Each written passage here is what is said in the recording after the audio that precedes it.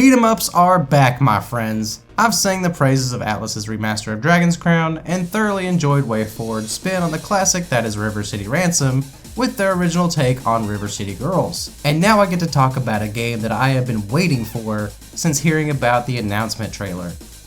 The past few months have given us some top-notch titles, like Nintendo's very well-received Animal Crossing New Horizon to the long-awaited Final Fantasy VII Remake.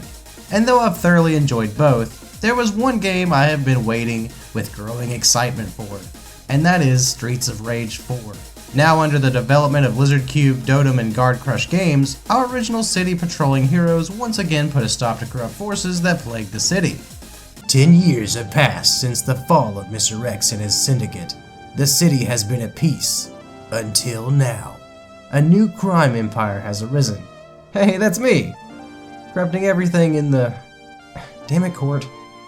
10 years have passed and it looks like we've seen the last of Mr. X. For real this time. Yet the children of Mr. X, known as the Y-Twins, have set forth to claim their stake on the city. You can choose from returning fighters Axel and Blaze, or new characters Cherry and Floyd, to once again put a stop to evil. Also, Axel has a dad bod now, so that's pretty sexy.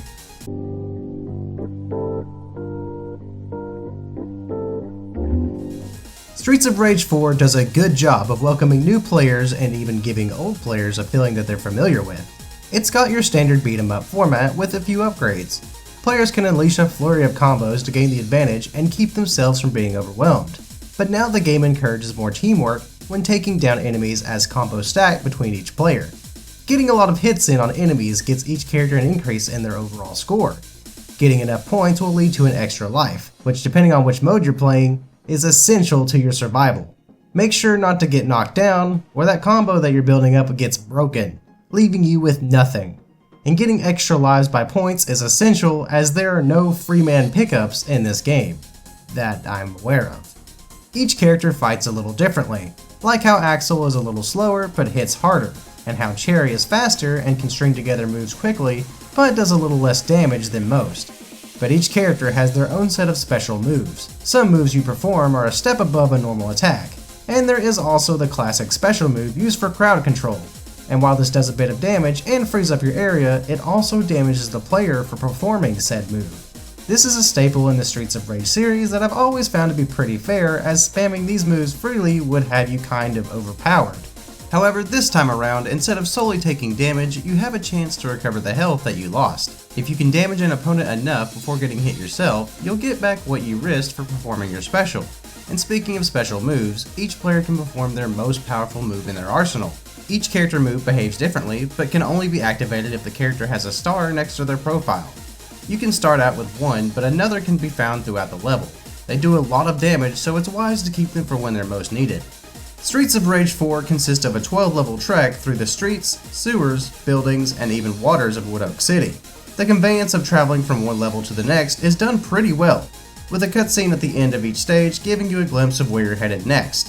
And as is the norm, each level ends with facing down a boss, ranging from new characters like a corrupted police force to returning bosses like Shiva. I'd argue that each boss is more fun than hard. While having their own style of combat, each boss has a special move of their own, where the stakes are raised. One of my favorites is the morally conflicted police officer Estelle, whose special move is actually your old special move from Streets of Rage 1. While there are only 12 levels, each one is pretty memorable. The hordes of gangs and thugs are only half the battle, as the environment can be just as deadly. Fallen electric cables, gaseous sewers, and flammable barrels can also hinder your progress, an essential staple to any beat-em-up universe. These obstacles certainly pop out more due to the development team's gorgeous art style. The art is another factor that just makes this game as good as it is. A nice blend of colors and depth of field has your eyes getting distracted by everything going on in the background, while also trying to maintain your focus on the fight at hand. Streets of Rage has always had a stylish art to it, and Lizard Cube and the team didn't fail at making this version just as good. It's probably one of my favorite aspects of the game. Even the detail to the characters' animations are gorgeous. Coupled with the splendid visuals are short but impactful cutscenes. Taking place after beating each boss, you're treated to a scene that gives you a little more context into the overall story. A nice little touch is that while Adam is playable in this game, he isn't unlocked until he shows up in the story. Rewarding a player by progressing with a bonus character is something more rare these days, and having it done in this way just makes it much more of a treat. And of course, there is no way to talk about Streets of Rage without talking about its music. The iteration of the series brings us a lot of composers like Yoko Shimomura and Motohiro Kawashima, but also the return of the legendary Yuzo Koshiro, and the soundtrack does not disappoint. There are a lot of new tracks that definitely carry the Streets of Rage energy, coupled with a few tracks that are callbacks to old tracks from previous games, mostly done by Yuzo Koshiro himself. Having this blend of old and new is almost necessary in a game like this. No game makes me hold its soundtrack higher above any other element, and I can say happily that they did not disappoint. But the game itself isn't without a few snags here and there. For example, despite having new voice lines for all the characters performing their attacks, the end boss cutscenes have absolutely no voice acting. This is something I think the game could have benefited from, as each cutscene leaves you with a nice tune but some awkward silent text. Thinking on it, watching each trailer they would come out with kind of made me worry that there wouldn't be any new voices at all, since each trailer used a lot of sounds from the original game, with only Cherry making some semblance of unique noises.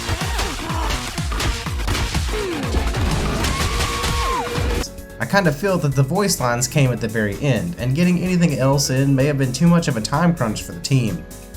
The length of the game itself is also worth noting. While no beat 'em up is expected to be terribly long, Streets of Rage 4 feels like it comes up just a little bit too short. When comparing that to the recent River City Girls, the difference is pretty noticeable. The conveyance of story is a little weak as well, with the small cutscenes you do get being the only semblance of story to be found. Plus, the story itself is kind of weak. You'll definitely be able to tell what's going on, but like the games before it, nothing about it will really stand out to you. The length of the game isn't everything though, as Streets of Rage 4 offers tons of replayability, with 5 main characters to choose from and arcade mode to use even more pre-existing characters, like old versions of current characters and even Skate and Max.